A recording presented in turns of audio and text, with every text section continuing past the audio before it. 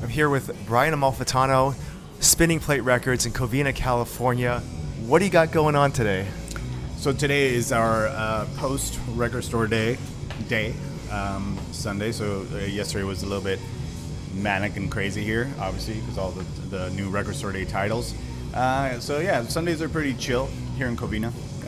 But you know, I'm always here restocking and trying to find new music or discover things myself as well. So. What kind of records are you stoked on right now?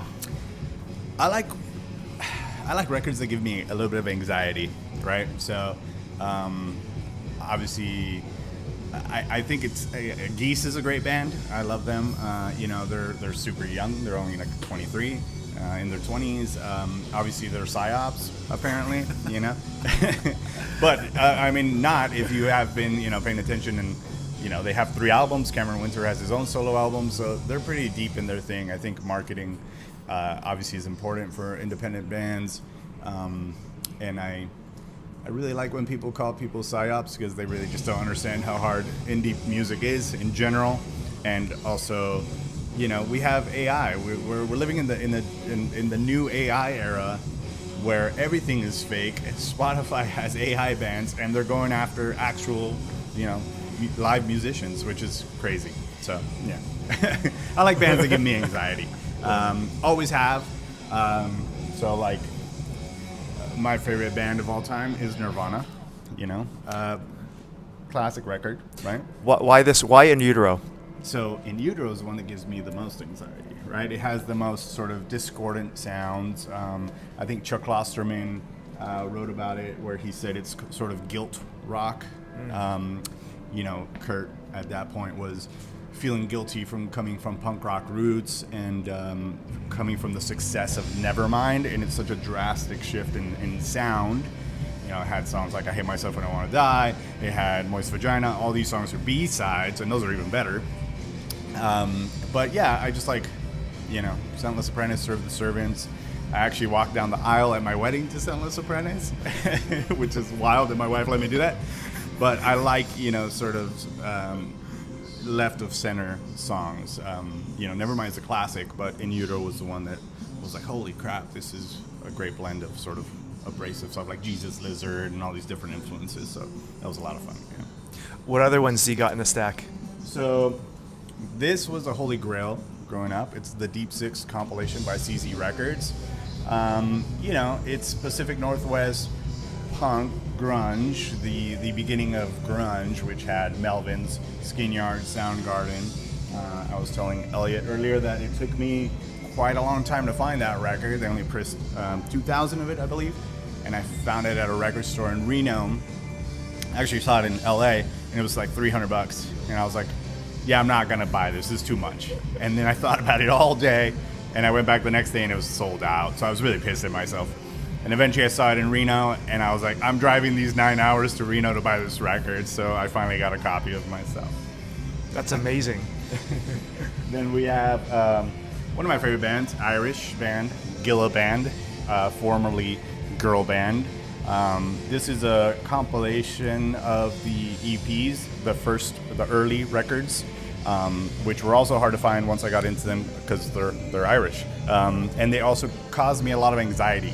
They absolutely sort of use guitars and effects pedals and even the bass in these really weird ways that sort of influences what I do musically as well in Def Club and was sort of making hardcore punk or punk that is a little bit left, and it's based on effects versus like, hey, here's this chord, So Gilla Band and sort of Irish noise rock and post-punk, even English post-punk and noise rock or stuff like that, like Idols and bands like that. I was like, oh, this is a great little section of stuff happening.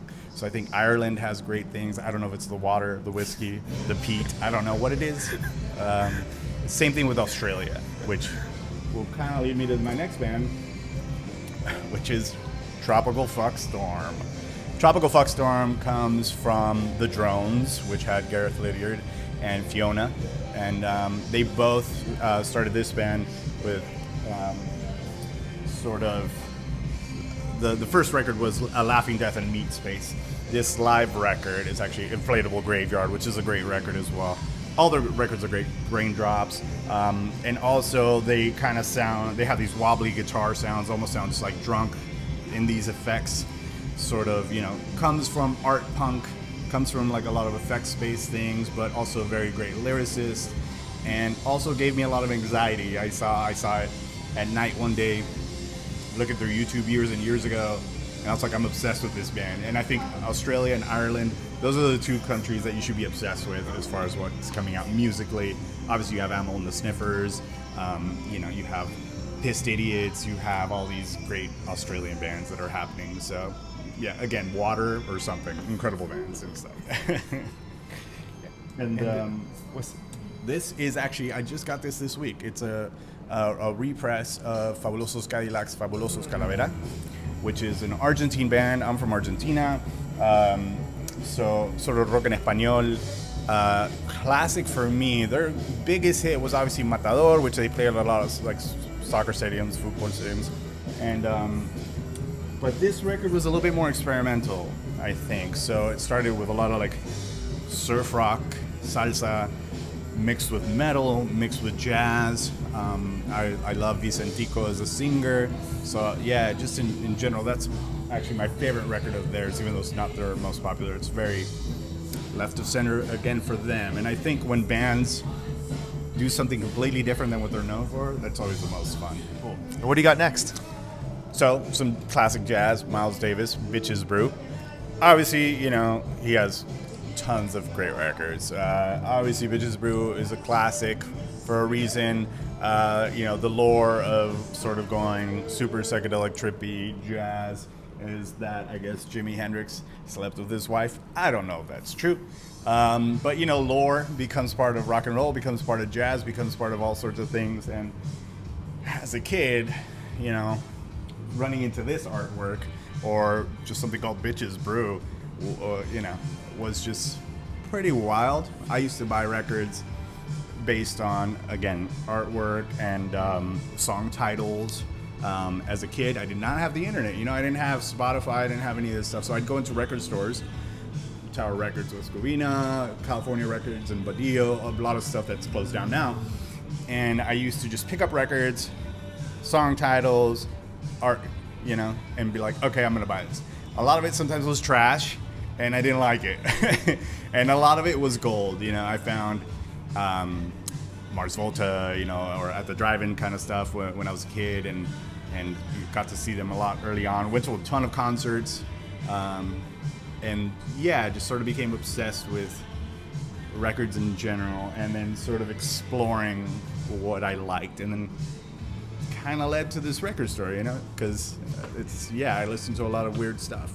I was talking to Elliot earlier. Nels Klein, we discussed Nels Klein a little bit. He's obviously now a guitarist for Wilco, but he always played in Banyan. He played in Henry Kaiser and Without a Leo Smith, did a tribute album called Yo Miles, so that got me into Miles Davis as well, and different aspects of that. And I think it was all kind of, you know, exploratory jazz and punk and people in those different realms. So it was really cool.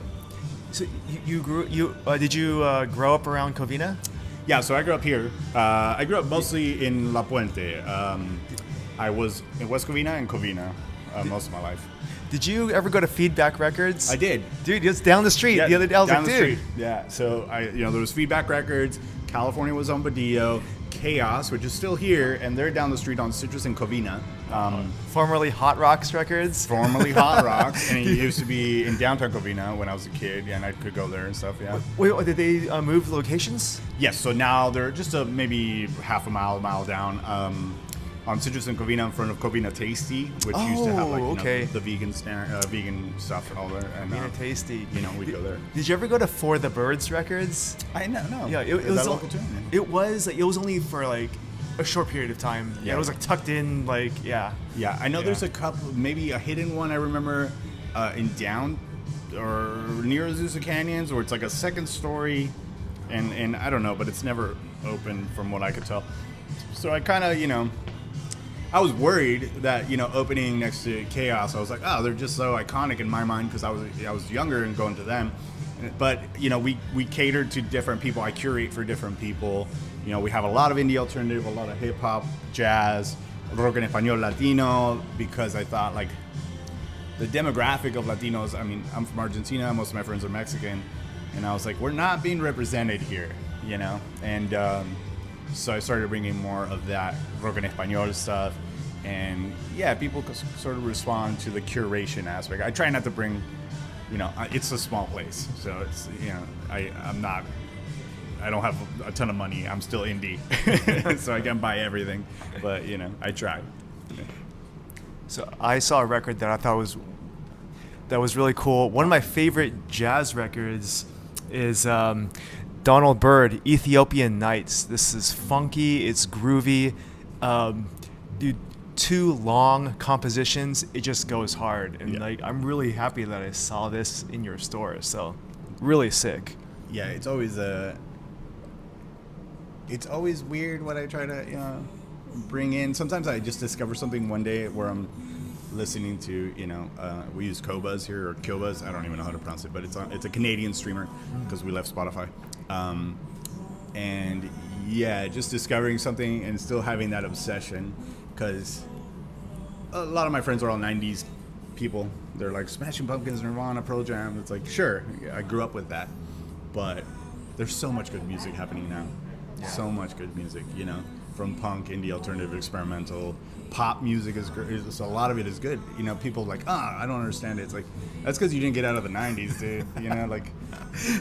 That's why you're or they're musicians and they're bitter that they're just like, people don't understand. It's like, okay, you're a genius. Sorry. So it's that in life. You just have to be open-minded, I think. But again, it's like going from punk to jazz is not a big leap for me. It's not. It's rebel music. Yeah. Especially in those times. Black artists are responsible for a lot of just rebellion and creation between rock and roll, jazz, blues. A lot of what we owe is punk rock. Black music. Rock and roll is black music. Yes, indebted to black culture forever. Cool. Any parting words for the world? Just keep an open mind. I also, I get to see younger generations and younger kids come into this store and ask me specifically for records either I've never heard of and it exposes me to it, or specifically be grateful that I have certain bands here, which I'm thankful for, because if you keep an open mind, you're always going to discover new music, and you're always going to keep going to shows and sort of be immersed in this. Don't become bitter with the internet. Just enjoy it. No, totally. People like some of the older generation, I don't understand this. Dude, the young people are, they're the people leading culture. They're the one pushing it. So it's up to us to understand and to, open our mind, like you said. Yeah. I mean, even having like listening parties here, we've had Joji, we've had Daniel Caesar listening parties, we've had the Marias or Sabrina Carpenter or whoever, and it honestly, it changes your perspective. You could be bitter, like, I don't like this song, but when you see 100 people singing along to a song, you're like, this is really cool. That they're just getting joy from it and not being haters. Like, I think a lot of that 90s hater shit is like, that's overrated. This store is not for haters, except for, mind you, we're not MAGA. Sorry, we do not carry Kid Rock. We're not pro-Trump. Fuck that guy. So that's just my only thing. Sorry, sorry to get political. Don't need to be sorry. The existence of independent music, DIY, all that stuff is inherently political and anti-capitalist. It should absolutely be that. Yeah. I think a lot of people miss the message on that. Conservative punk is the worst shit that's ever happened. I don't understand it. So but totally. Cool. All right. Well, until next time. Thank you, Elliot. Thank you, Brian.